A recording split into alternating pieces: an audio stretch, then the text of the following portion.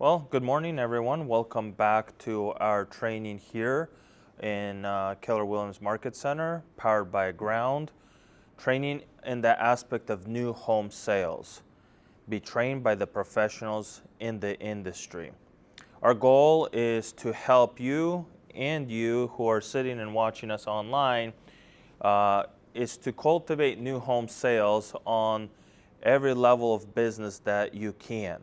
From land acquisition, investing in new homes, transactions. Our goal is to help brokers focus on new home sales.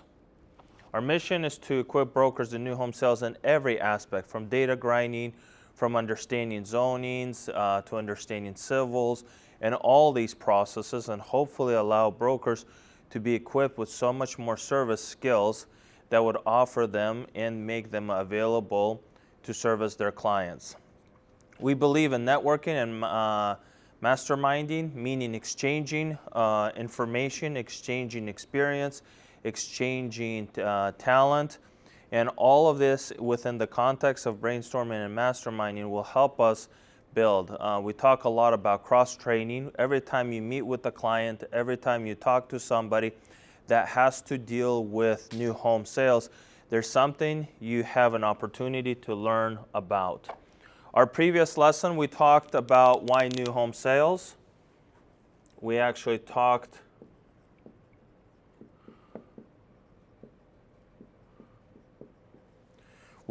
and went on next layer deeper about new home sales. We talked about outside salespeople, inside salespeople. We talked about the cultivation of professionalism that it teaches you by being in new home sales, by learning product, by learning how to communicate on a different level, and also understanding the process of how homes are being brought into the market. All of this is why we continue educating brokers in this field, because we believe it will excel your business to the next level. I'm also excited to follow many brokers who are already moving their business in that direction. And again, we talk about the pie, resale, new homes, and distressed. And we're seeing how teams even here at our market center are slowly moving their business into this category. If you look at the last recession and what happened in the last recession, I was around and we were in business. What's unique to find is distressed and new homes were still that driving factor when resale slowed down. And the reason resale slowed down is because people are afraid about recession, the market. They do not want to make major changes unless they truly have to.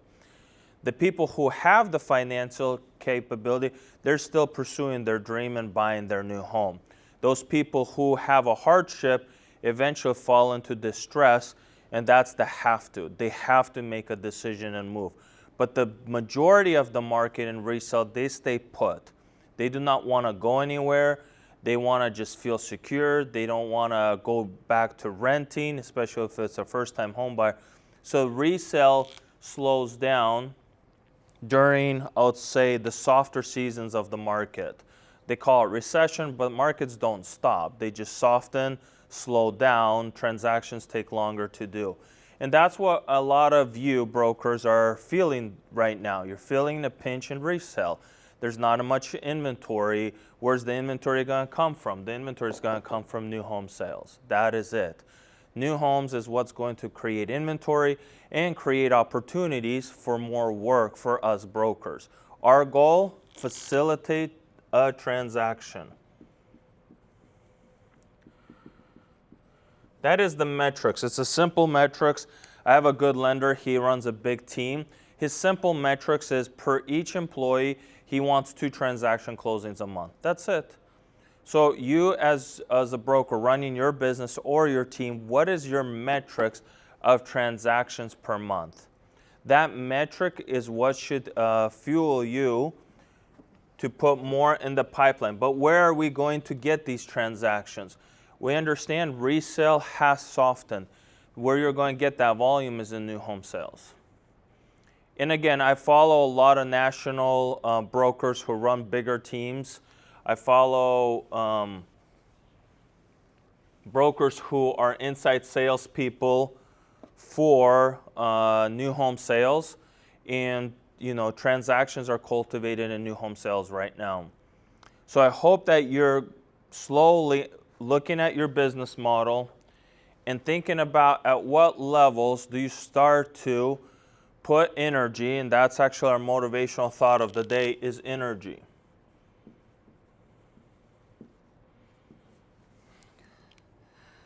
All of us have a level of energy every single day. It's like a full pack battery. Now, when you touch this battery, that energy is flowed to you, and where are you putting that energy towards? And this is why we're talking about placing your energy in new home sector, because the facts have proven it, the stats are showing it. We actually pulled stats for our market, and the top brokers out of the 50 brokers, the top 20 brokers are associated in new home sales.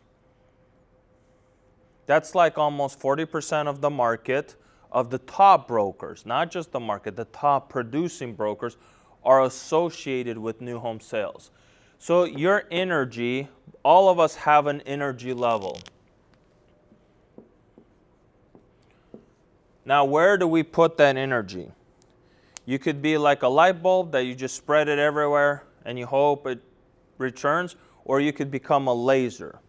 And what's interesting, energy plus water plus a very focal point, water has the strength to cut diamonds and granite and all of that, once placed upon a certain aspect, in the aspect of a laser. So put in all your energy towards what? And the reason I bring in so many stats about the market is because you as a business owner have to make a decision where you're going to place your energy. A lot of brokers are exhausted. A lot of brokers are tired because the energy that they place, they're not getting the results that they used to. So you have to understand, okay, where then do I place my energy now to get at least the same amount of return? And this is, I actually went to training on assessing your own personal development, your energy levels and everything. I had actually an IT friend who ran about 50 engineers who were program engineers, and he said every day he would have them work out in the afternoon. And he actually ran a stats that if his workers worked out in the early afternoon, they can finish their day with higher level of energy. He actually paid for them to go and work out because he's like, if I can get the same energy level that I get in the morning from these employees, I can produce so much. I mean, he was very technical. But it's amazing to see that he was taking his employees, he was reading their energy level, and he was assessing that, okay, in the morning they do so much more, in the afternoon they kind of start to slack off, and then in the evening they just want to hit the door and be out from the office. So he actually spent time figuring out how can he keep a moderate energy level throughout the day for all his team, his employees, his company, so they can eventually produce more. So our energy that we put into the market, we need to understand where it's focal, where are the burnouts, where do we need to step back, where we, the opposite, need to step forward and press more time into assessing our energy levels throughout the day. This is huge. There's actually a company that I studied,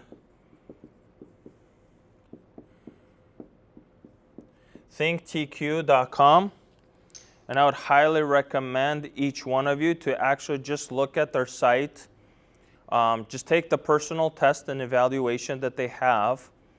But what it does, it allows you to look at your energy levels, and then you can slowly understand how to master your behavior patterns that throughout the day you would consistently have high energy. So energy, that is the thought of the day. Assess your energy levels. A lot of us go to coffee But maybe we shouldn't go to coffee. Maybe we should just go do 500 steps outside. But what I'm saying is we need to assess our energy levels, because that is what keeps you and I running for the day. Questions?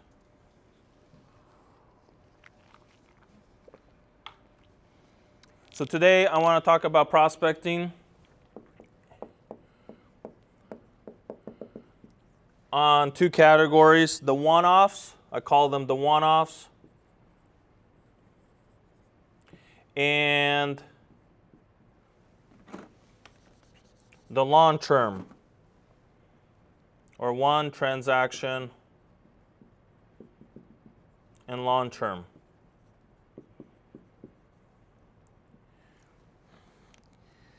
And we'll talk about why this is so crucial in the new home sector, because the four categories that we prospect is brokers, investors, developers, and then builders. And if you're in real estate just like myself, I'm in real estate for the long run, meaning I will retire doing real estate, I'll probably die doing real estate. So I started when I was 18, and my whole life is going to be real estate oriented and associated. So what I'm saying is, when you're prospecting and you're in the market for 5 years, 10 years, 20 years, you're going to start crossing paths with a lot of people. And eventually, the bigger your database, the bigger business and the more business you can do. Every single time you meet with a person, you have to have some level of discernment and understanding. Is this a one transaction, a one-off deal, or is this long-term? You have to start making that distinction in your prospecting. You have to. The reason that you and I have to make that distinction is because it's like long-term and short-term investing. And we're going to talk about why both are so crucial in your business development. So the one transaction aspect is you do a deal with the person and you kind of move on with life. They move on with life and you move on with life. The long term is like you're married to your home for 30 years because you have a 30-year mortgage. You understand that the long-term game, if you're going to be in real estate 5 years or 10 years, is that you want to cross with this person as many times as possible, because every time you cross with this person, there's a potential that you can cultivate a transaction. Because that person that you're involved with, they're in long term. For example, the owner of this company, Patty, if I met her 20 years ago, I would want to do a long-term relationship because she's planning to be in the industry. And I'm planning to be in the industry. So we will cross paths as many times as we will be in the industry. But these one transactions, what I find in brokerage is most brokers treat all their clients as a one-off transaction.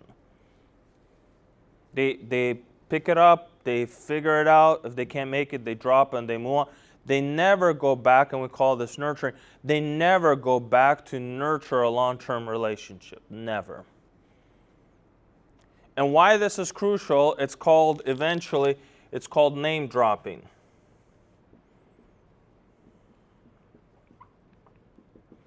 In long-term relationship, what is unique is if you go out in our market right now and you drop my name in your conversation, a lot of people will understand, yes, we know this person. Why? Because of this, not because of this. It's because of the long-term relationships. Long-term relationships is what allows you to do name dropping in your networking. In your networking. Because people say, yes, I know of him. Yes, we've talked. Yes, we've discussed. Yes, we've drank coffee. Yes, we've crossed paths. Yes, he knows this.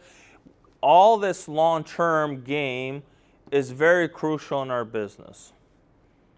But most brokers treat their business as a one-off. And I agree, if you take a pie, even in new homes,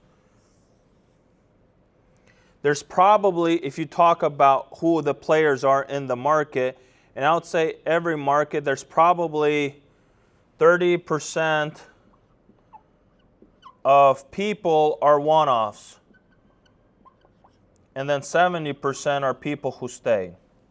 So what I'm saying is that if I drop you a company name like Aho or New Tradition that are builders locally here, you know of them. They're here to stay. So most of you, when you started your career, why don't you learn what Aho built? Because in long term, they're here to stay. They'll be here in 20 years. Your clients that are coming in as the one-offs are going to ask you about these companies. I know where Aho's office is. Why? Because I figured out they're going to be a long-term player. They've been here since the 70s. I wasn't even around. They were around. So what I'm saying is this long-term game exists in real estate. But most of us treat every single transaction as a one-off. Oh, hopefully I can just get this thing to close and go to my next one. But then you look back, you're already 5 years into real estate, but you haven't done anything to cultivate this. These long-term relationships, because the industry has 70% of it. Meaning Lennar Home is building in East, Southwest Washington, and then they eventually want to build in north of Southwest Washington. I mean, it's the same company. Guess what? They're probably going to build the same product. Guess what? They're probably going to have the same options. They're probably going to have similar colors. So what does that mean? That means if you are a long-term player, you study what they're going to do. And if you study, you can eventually understand, and you don't have to keep coming back. But a lot of discernment has to be done between what each of your clients are in prospecting. Who are they?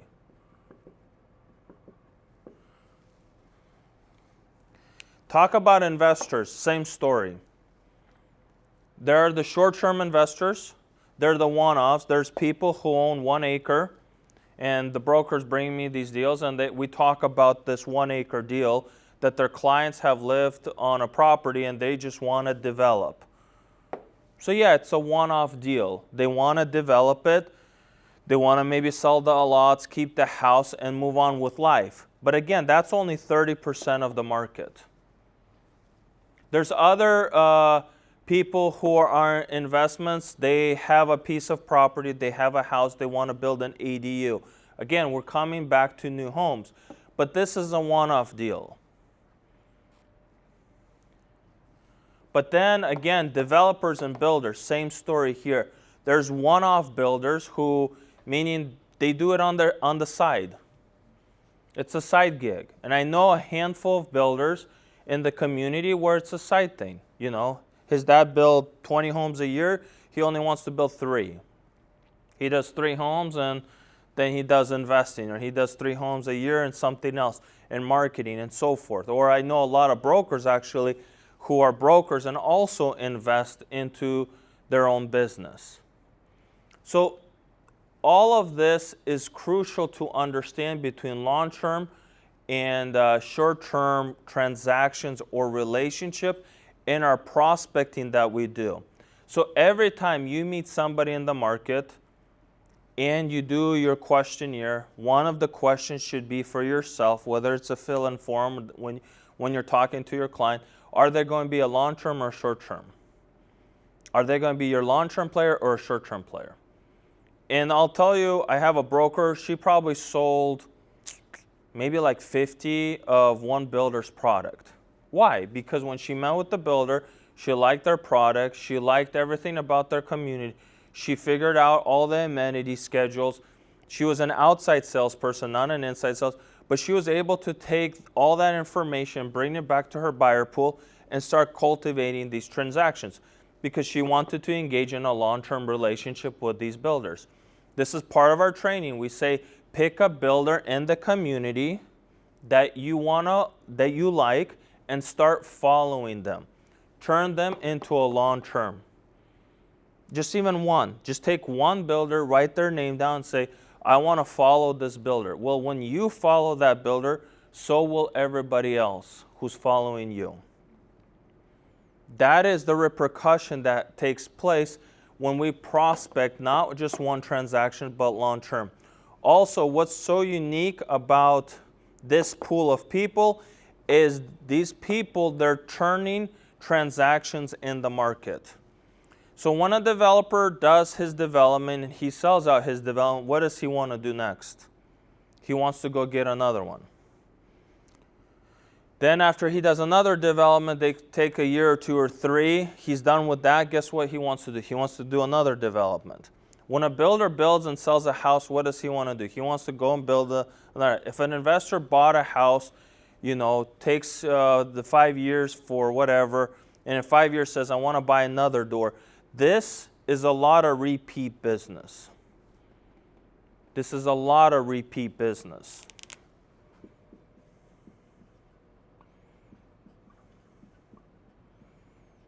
That's why I say don't burn your bridges in long-term relationships. Don't burn bridges, because this is a lot of repeat business. Whether it's with a broker, whether it's a builder, whether it's with an investor, whether it's with a developer, a lot of it is repeat business.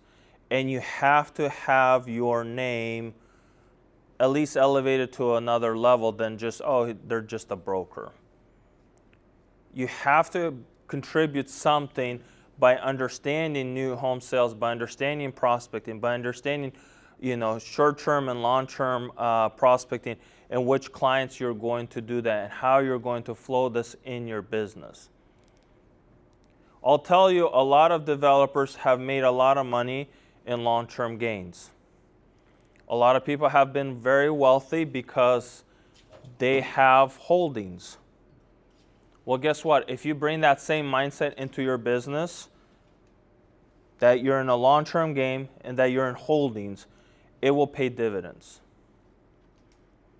I can't promise how much return you will make, but what I'm saying, in long term, it will pay dividends.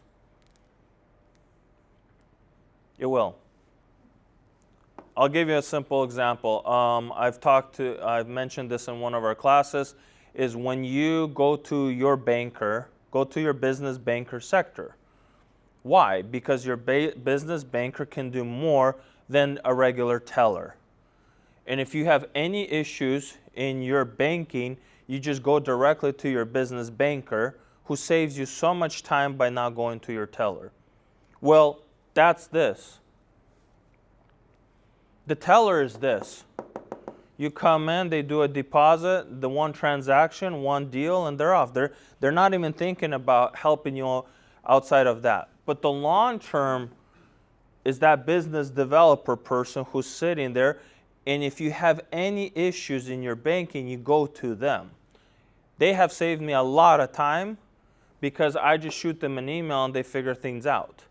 I don't have to go into the bank. I don't have to wait in line. I don't have to explain to the teller what went wrong. I just shoot out an email. But that's the difference of the business. And I mean, the question is, do you want to be a teller your whole life?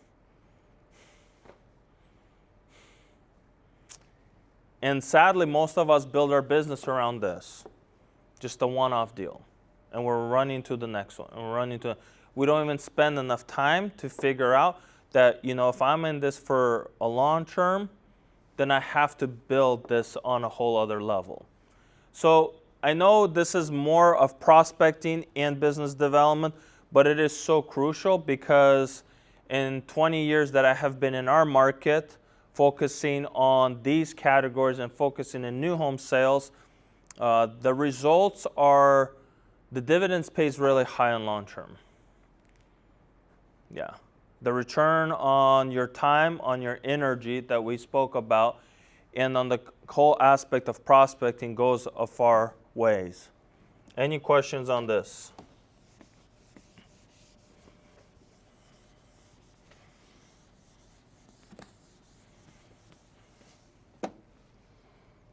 So a couple takeaways. Takeaway 1 is every time you meet with a client, make a distinction. Is this long-term or short-term relationship? I'll give you another example. I know a developer in town, they own hundreds of lots. I do not want to make a short-term relationship with this guy.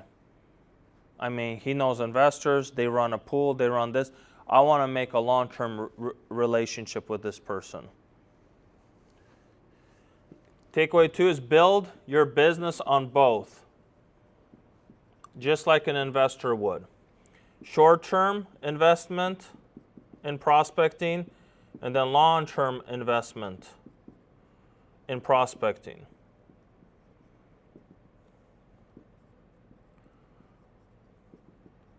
So have an investor mindset when you build your business.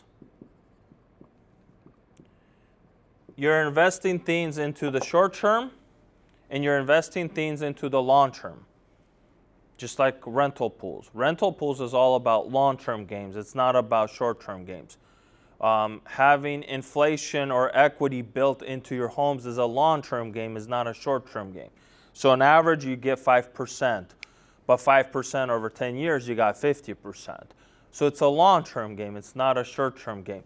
So the short-term and a long-term, build your business on both. Why? Because the short-term is what pays your bills. The long-term is what gives you the investment opportunity.